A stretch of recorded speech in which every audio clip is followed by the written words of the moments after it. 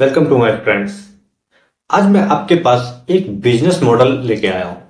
यानी कि मैं आज एक कहीं ट्रैवलिंग कर रहा था तो मैंने एक बिजनेस मॉडल को देखा। मुझे वो बिजनेस मॉडल बहुत पसंद आ गया। तो मैं फिर सोचा कि क्यों ना इसे मैं एक वीडियो बना दूं इसका, जो कि अलग अलग लोग देखे और फिर अपने लिए कोई एक यूनिक बिजनेस एस्टेब्लिश कर सके। क्योंकि कोई भी जो बिजनेस करना होता है ना आपको, तो पहले एक आइडिया जनरेट होता है। आप उस आइडिया को जनरेट करो, उस पर फिर कार्य करना शुरू कर लो। तो बिना देरी किए हुए चलिए स्टार्ट करते हैं। उससे पहले कि आप अगर इस चैनल पर पहली बार आए हैं तो आप चैनल को सब्सक्राइब करना बिल्कुल मत भूलना और ये वीडियो को लाइक करना, क्योंकि मैं ऐसा ही वीडियो आपके पास बना के लाता रहूंगा। दोस्तों, बात क्या है कि आज मैं दिल्ली में भी रहता हूं, तो मैं कहीं बाहर गया था अपने वर्क के सिलसिले में, अपने कार्य के सिलसिले में, क्योंकि मेरा खुद का भी एक बिजनेस है जो कि एक अलग सेक्टर का, जिसे मैं अभी स्टार्ट ही किया हूं, प्राइवेट लिमिटेड है। तो मैं जब ट्रैवलिंग कर रहा था तो मैं एक पास के कोर्ट के से गुजरा। तो मैं जब कोर्ट के पास से गुजर रहा था तो मैंने देखा कि वहां एक यूनिक बिजनेस मॉडल। तो मैं थोड़ा सा उसे देखने लगा। तो वो बिजनेस मॉडल क्या था, तो वहां पे लिखा था हेलमेट पार्किंग। अब आपको सोचे कि ये क्या होता है भाई। मैंने भी थोड़ा सा लगा कि मुझे लगा कि यार ये कौन सा पार्किंग है। तो फिर मैं देखने लगा। फिर मैंने सोचा कि मैं गाड़ी पार्किंग सोचा था, टू व्हीलर पार्किंग होता, जबकि आप कहीं स्टेशन पे जाते हो या चलो कोर्ट भी जाते हो तो गाड़ी के लिए तो लगा रहता है स्पेस कि आप अपना गाड़ी यहाँ पार्क करिए या कुछ है। तो वहीं पे लिखा था हेलमेट पार्किंग। मैंने थोड़ा सा देखने लगा कि अलग अलग लोग उसके पास आते थे, वहां से हेलमेट कोई ले जाते थे, कोई डालते थे। उसे एक दस दस के रुपए का शायद उसका था। फिर मैं उसके पास गया, मैंने उससे पूछा कि भाई ये क्या चार्ज है। तो बोला कि मैं एक हेलमेट रखने का 10 रुपया लेता हूँ, क्योंकि कई बार लोगों का हेलमेट चोरी हो जाता है और वो अपने साथ लॉकिंग लेके आया नहीं रहता है, तो सोचता कि चलो यहाँ दे देता हूँ। तो वो हेलमेट का 10 रुपया लेता है और उसे एक टोकन दे देता है।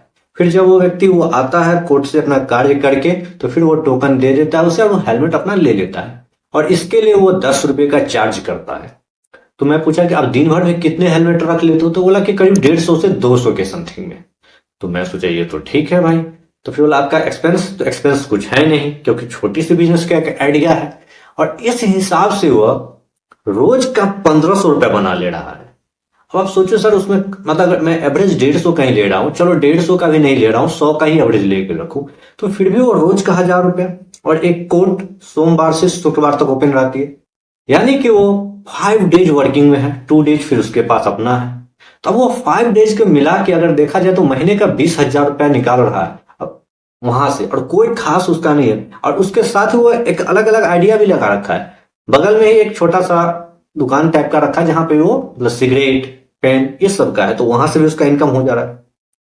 मैं सोचा कि ये एक अजब सा मतलब बिजनेस मॉडल। फिर मैंने सोचा कि ऐसा ही अगर हर व्यक्ति सोचने लगे, जरूरी नहीं कि आप भी यही बिजनेस स्टार्ट करो।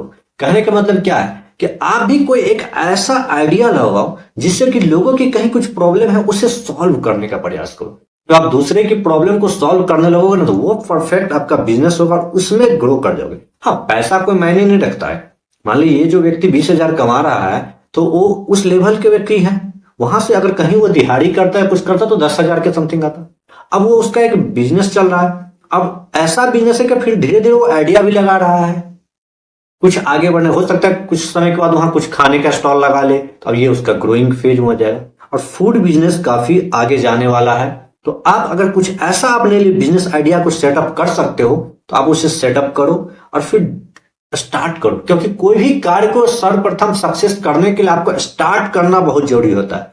ये डिपेंड करता है कि आप जो कोई कार्य कर रहे हो, शुरुआत में आप उसके इनकम के बारे में मत सोचो। अगर आपको लग रहा है कि ये आइडिया बेहतर है और इससे एक अच्छा खासा रिटर्न जनरेट हो सकता है फ्यूचर में, प्रेजेंट में संघर्ष हो सकती है, तो आप उस आइडिया पे स्टार्ट करो, उसका एनालिसिस करो। फेल हो या पास हो, दैट डजंट मैटर, स्टार्ट करना जरूरी होता है। तो मैं उम्मीद करता हूं कि इस बिजनेस स्टडी से आपको बहुत कुछ सीखने को मिलेगी और आप अपने ही अंदर इसी प्रकार से कोई आइडिया जनरेट कर पाओगे और फिर उस आइडिया पे आप काम करोगे और हो सकता है अगला बिजनेसमैन आप भी बन सको और अपने परिवार का आप अच्छे से ख्याल रख सको और फाइनेंशियली आप इंडिपेंडेंट हो सको, यानी कि फाइनेंशियली फ्री हो सको आप।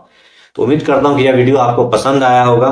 तो अगर यह वीडियो आपको पसंद आया तो आप इस वीडियो को लाइक करें, इस चैनल को सब्सक्राइब करें। फिर मिलते हैं किसी नए वीडियो के साथ, तब तक के लिए जय हिंद।